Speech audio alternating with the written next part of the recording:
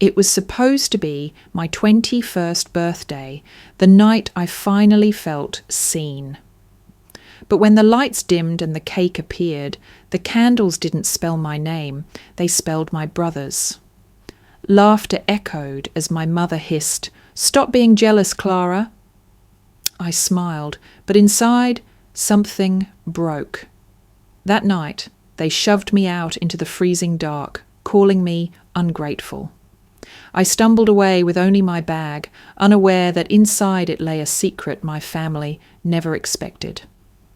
A letter that would change everything, a letter that would turn betrayal into power. The dining room glowed with golden light, as though someone had staged a perfect photograph of happiness.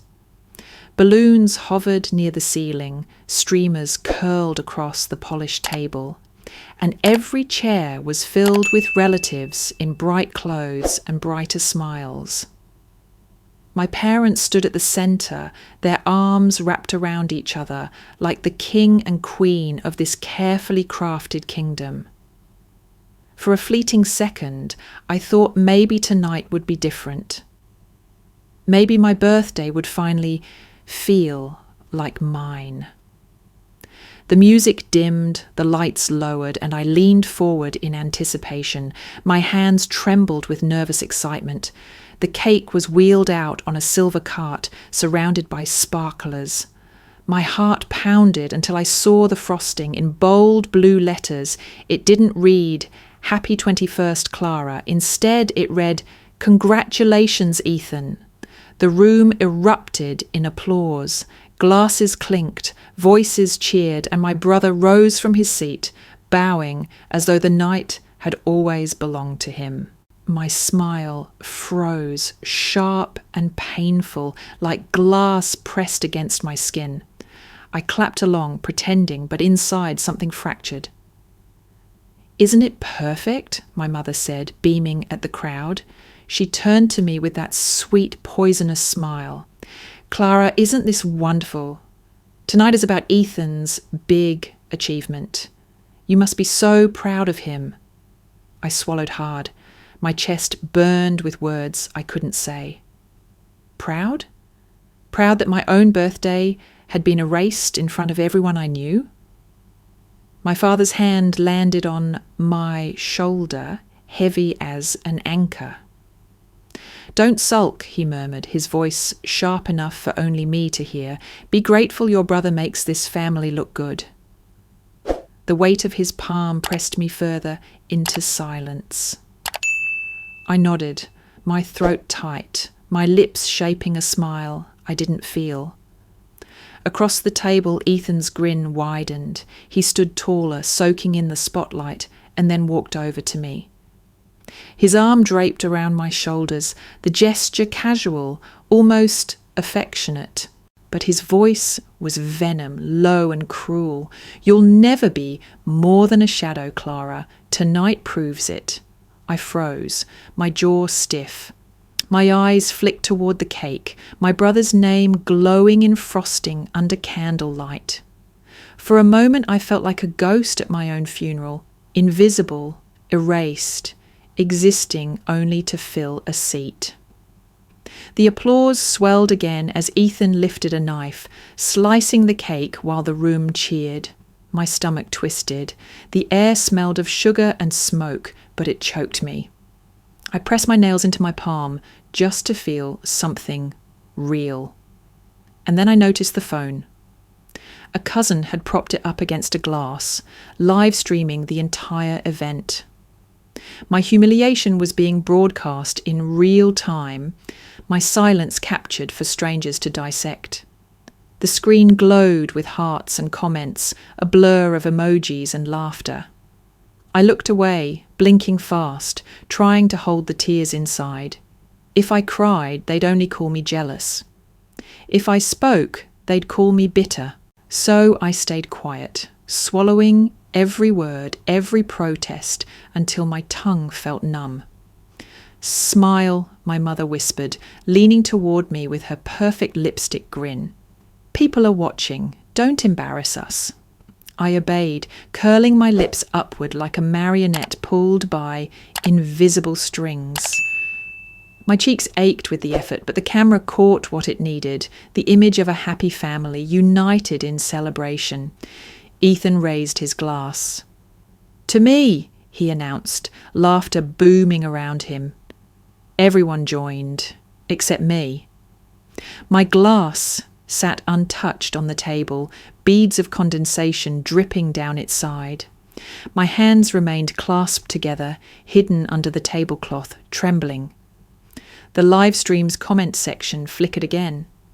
This time, one line stood out among the blur. "Wait. Whose birthday is this actually?" I bit down on my lips so hard I tasted blood. For the first time that night, I felt something other than despair. Somewhere beyond these walls, someone had noticed. Someone saw the crack in the perfect picture. I looked at the glowing screen, my reflection caught faintly in the glass. The bitterness in my eyes was undeniable. The camera lingered on me, uninvited, capturing every flicker of my pain. My lips trembled, then pressed into a hard line. And, just like that, the image froze in my mind. The fake smiles, the erased birthday, the comment that dared to question the truth. A single thought burned inside me, sharper than the candles melting into my brother's cake. This wasn't just a party, it was proof, and the world was starting to see it. The night after the party, I lay in bed, staring at the ceiling, the sound of laughter still echoing in my ears. My phone buzzed again and again with notifications from the live stream. I refused to open them. I didn't need to see strangers debating whether I looked jealous, bitter, or broken. I already knew the truth. They had humiliated me, and I had let it happen. But humiliation wasn't new. It was a tradition. When I was 17, I had earned a full scholarship to a state university. I remembered the moment the letter arrived, the thrill in my chest as I tore it open, reading the words over and over until my hands shook. I had sprinted into the kitchen, holding it high, waiting for my parents' proud embrace. Instead, my mother took the envelope from me, her smile tight. "This is wonderful," she said flatly, "but we can't let Ethan feel left behind. He's applying too, and he needs the spotlight right now." That was the last I saw of the letter. Weeks later, I overheard her telling relatives that Ethan had been offered a scholarship, though his acceptance letter never appeared. My own victory had vanished into silence. Every year on my birthday, the pattern repeated itself. While Ethan unwrapped new gadgets, brand name sneakers, and crisp bills folded in cards, I received his cast-offs. A worn jacket, a scratched watch, once even a pair of shoes that were clearly 2 sizes too big. "It's still good," my father would say. "You should be grateful." But buried deep inside my dresser, I kept something hidden, an old photo. I found it once while cleaning the attic, tucked inside a cracked frame. It was me as a little girl, sitting on my grandmother's lap. Her eyes were warm, her arm wrapped protectively around me. In her hand was a folded piece of paper, small and delicate, as though it held a secret meant only for me. I remembered the way she'd slipped it into my palm, whispering, "Keep this safe, Clara. One day it will matter." But the note was gone. My mother had taken it after the funeral, insisting it was just a scrap. I never saw it again. Now, lying in my room with my chest aching from the night's humiliation, the memory returned so vividly it hurt. I whispered into the darkness, my voice trembling, "If she were alive." She wouldn't let them do this to me. The next weekend, the family gathered again, this time for dinner. The house buzzed with chatter, plates clattering as food passed around the long table.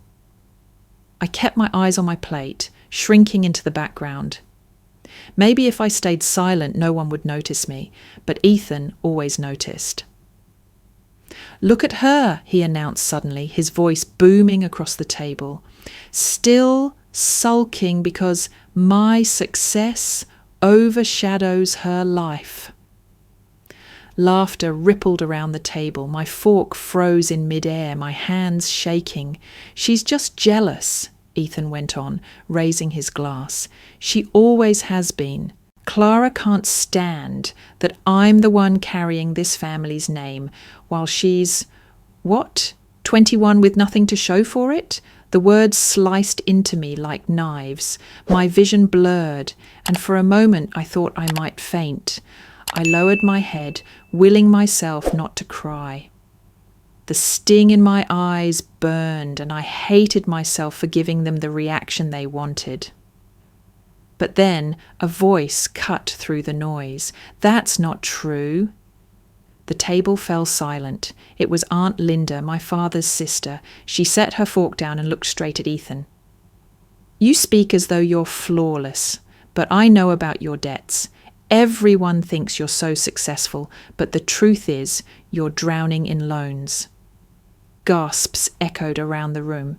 Ethan's face drained of colour, then flushed red. He opened his mouth to retort, but no words came. All eyes turned to me. My heart thudded violently in my chest, my breath shallow. For once, I wasn't the one under fire. For once, Ethan had been exposed. I pushed back my chair, my knees weak. My bag slipped from the seat, thudding softly onto the floor. As I bent to pick it up, the zipper strained open, and for a split second, I saw the edge of an envelope. The faint glow of the chandelier caught it, and I froze. It was the same faded colour I remembered from years ago. My grandmother's letter. My fingers brushed against it, trembling. My chest rose and fell rapidly as I whispered, almost inaudible, "It's still here." I clutched the bag to my chest, my pulse racing. No one noticed, their attention still locked on Ethan's humiliation. My secret remained mine, at least for now, but as the voices rose again around me, I couldn't stop staring at the envelope peeking from my bag. It wasn't just a scrap of paper. It was a key, and it was waiting to be opened. The shouting began like thunder, sudden and merciless. My mother's voice cut through the air, sharper than glass. "You're just jealous, Clara. That's all you've ever been, jealous. I wish I had never given birth to you."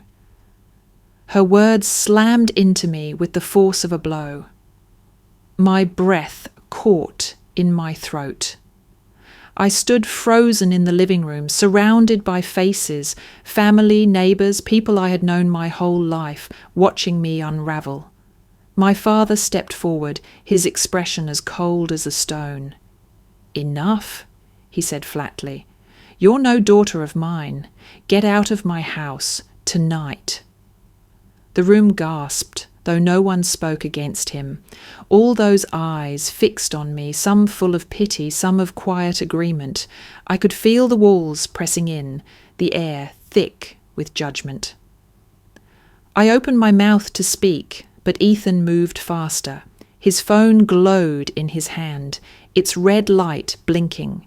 He had been live streaming from the moment the fight began.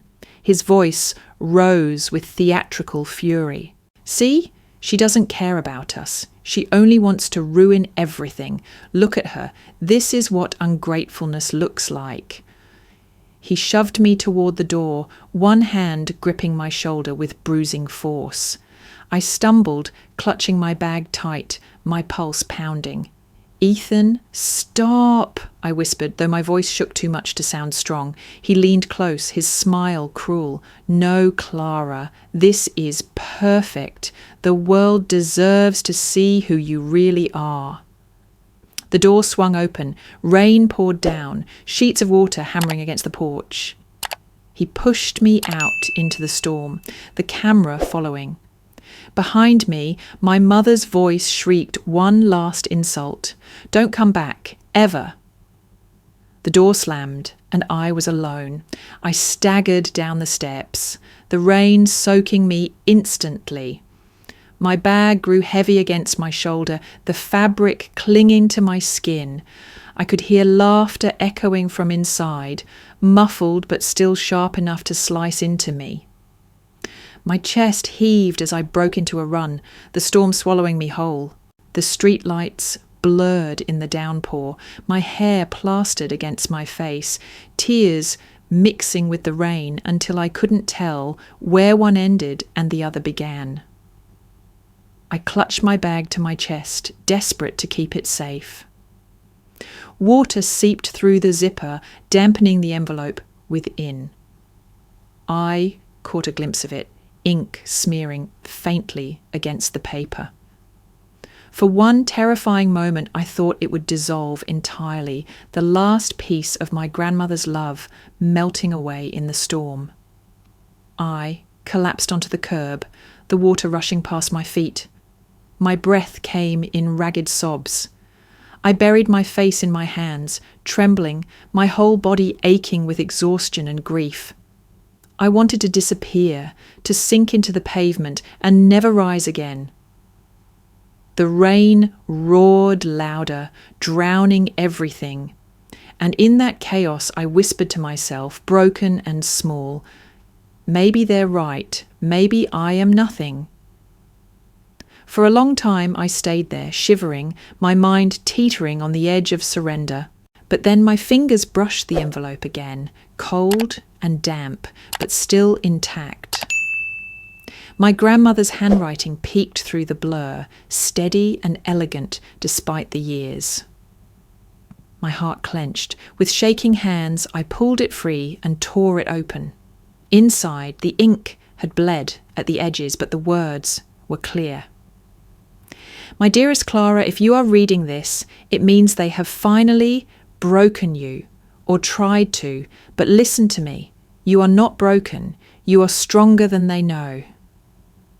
Everything I have, everything I've kept safe from them, now belongs to you. The house, the savings, and the evidence of what they did to you. Take it. Use it. You were always the one I trusted. Don't let them steal your light. I gasped, my hands trembling as I pulled out the second sheet. Attached to the will were documents, bank statements, letters, even receipts, proof that my parents had stolen from me, covered their tracks, and built Ethan's false glory on the ruins of my efforts. Tears spilled down my cheeks, but they were no longer only tears of grief. A spark ignited in my chest, faint but steady, glowing against the darkness. I looked up at the stormy sky, rain striking my face. My body was still shaking, my heart still bruised, but in my reflection in the puddles below I saw something new, not just despair, determination. My lips parted, a whisper rising above the rain. It's not over, not yet. The envelope lay open in my lap, its secrets shining even through the storm. The camera inside the house might have caught my collapse, my tears, my weakness. But they hadn't seen this. They hadn't seen the fire flicker back to life. And when they did, it would be too late. The rain had stopped by dawn, leaving the streets slick and shining like broken glass. I sat on the edge of a bus stop bench, my bag clutched to my chest, the envelope spread open across my lap. The words of my grandmother's letter swirled in my mind, echoing louder than the storm itself. You are not broken. You were always the one I trusted. For so long I had believed the lies, that I was jealous, bitter, unworthy. But as I stared at her handwriting, I realised something I'd never dared to think. The problem had never been me. It was them, my parents, Ethan. The system of lies they had woven, a web designed to keep me small, to make me doubt my worth. I pressed the letter to my chest, closing my eyes. The ache was still there, raw and deep, but now it was accompanied by something different, a slow, steady burn, a spark that whispered, "They don't own you anymore." For the first time, I allowed myself to breathe, really breathe. The air filled my lungs, shaky but real. I tilted my head back and let the morning light wash over me. It wasn't hope, not yet, but it was something close. My phone buzzed in my pocket. I almost ignored it, but the name on the screen made my pulse quicken. Thomas Reed. I didn't recognize it, but the message that followed sent chills through me. "Clara, I was your grandmother's lawyer. We need to talk. The estate has been activated. You have legal rights now. Everything she left is yours. Call me immediately." My fingers trembled as I read the words again and again. The estate, legal rights, everything she left. My grandmother's love wasn't just sentimental. It was tangible, undeniable, written into law. I pressed the phone to my ear, calling back. The line clicked, and a steady voice answered. "Clara Williams?" "Yes," I whispered, my throat dry. "This isn't a good time for details," he said quickly, "but you should know this. You are the rightful heir. The assets, the property, the trust, everything. Your parents cannot contest it without exposing themselves. Do you understand what that means?" I swallowed hard.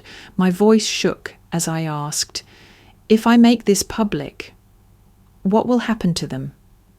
There was a pause, then his voice, calm and certain. "It will destroy the image they've built. The truth will not be kind to them."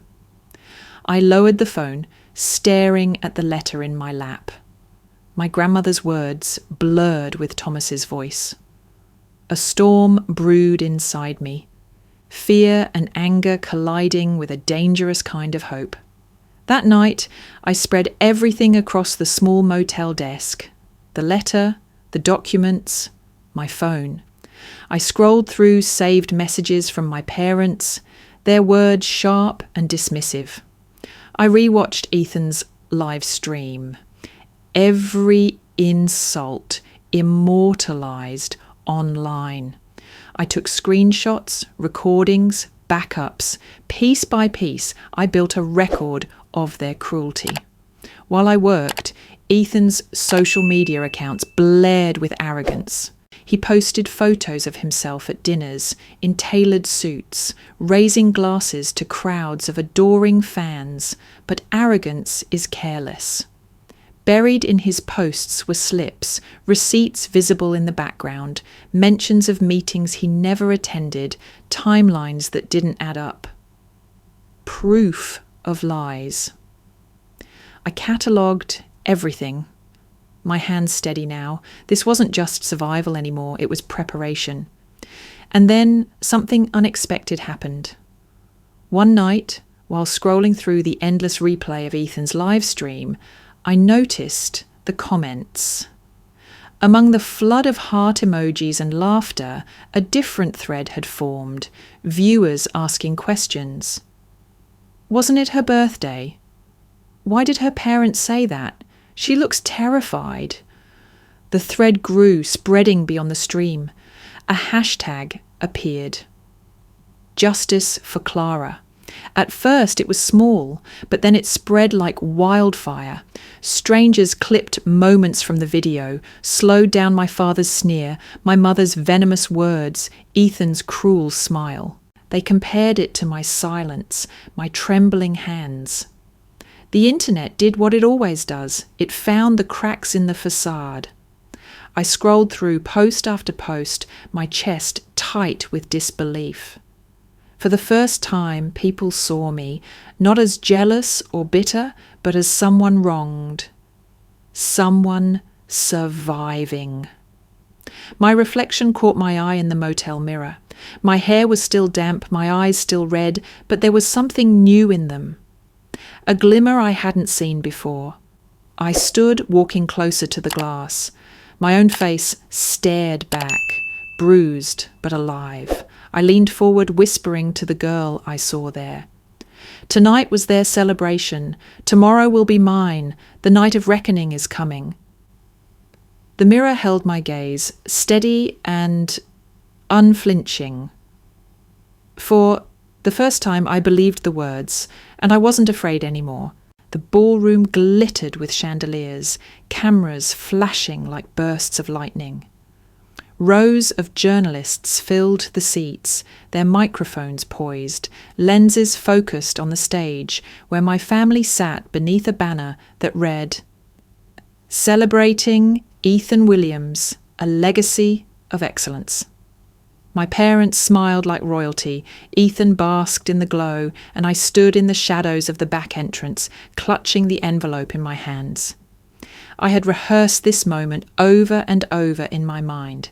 Every word, every breath, every step. But nothing could quiet the storm in my chest. My heart pounded as my father began speaking, his voice dripping with pride. "Our son," he declared, "is the embodiment of discipline, achievement, and honor. He has carried our family's name with dignity." I pushed the doors open. The sound echoed through the room. Heads turned, cameras swiveled. Gasps rippled through the crowd as I walked forward, my shoes striking against the marble floor, my bag slung across my shoulder. My mother's smile faltered. My father's jaw tightened. Ethan froze, his grin stiffening. "Clara," my mother hissed under her breath as I reached the stage. "What are you doing here?" I climbed the steps slowly, deliberately, the envelope clutched tight. I turned to the crowd, my voice steady though my hands trembled. "My name is Clara Williams, and I am here to tell the truth." Whispers exploded, reporters leaning forward. My father grabbed my arm, his whisper venomous. "Leave, now." But I pulled free. I held up the letter, my grandmother's handwriting visible to every camera. "This is the will of Margaret Williams, my grandmother.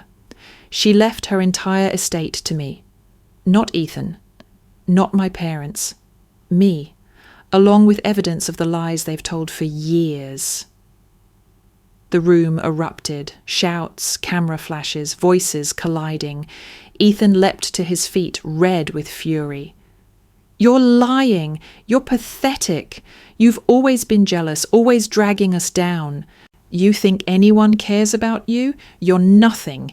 You've always been nothing." His words rang through the microphones, broadcast live to every screen. His mask cracked wide open. He didn't see the cameras catching every drop of venom, every cruel word that painted him not as a hero, but as a monster. I stood silent, letting him unravel. The crowd's gasps grew louder, reporters scribbling furiously. Screens in the back displayed live comments from social media. Among them, one phrase, repeated again and again. "We stand with Clara." Ethan's face twisted, realizing too late what he had done. My mother tried to shush him. My father barked for order, but the damage was irreversible. The world had seen. I took a deep breath, raising my voice above the chaos. For years, they built an image of perfection on lies. My scholarship was stolen, my name erased, my birthday replaced with someone else's celebration. And now the truth is here. Their legacy is a fraud. Reporters shouted questions, flashes blinding me, but I didn't flinch. The fire inside me had burned away the fear. My father slammed his fist against the podium. "Enough! She's delusional." "Am I?" A voice rose from the crowd. It was Aunt Linda again, her face pale but determined. She stepped forward, pointing at my parents. "You've been lying for years, falsifying documents, funneling money, stealing from your own daughter to fund Ethan's image." I stayed quiet too long, but no more. Everyone deserves to know the truth. The room descended into chaos. My mother shrieked at Linda, my father shouted over her, and Ethan screamed like a child denied his toy. Cameras captured every second, every splinter of the perfect facade crumbling before the world. The family I had once envied, once begged for love, was tearing itself apart on stage. Not because of me, but because of their own greed, their own lies.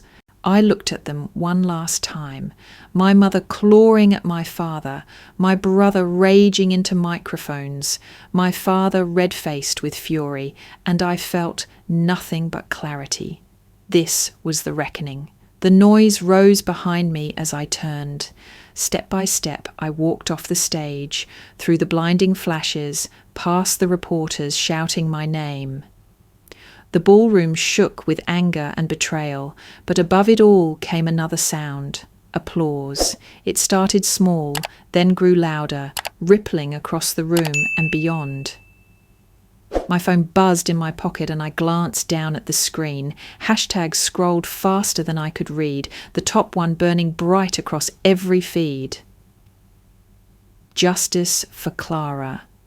I walked through the exit doors, the cold night air rushing against my face. Behind me, the perfect family collapsed in front of the world.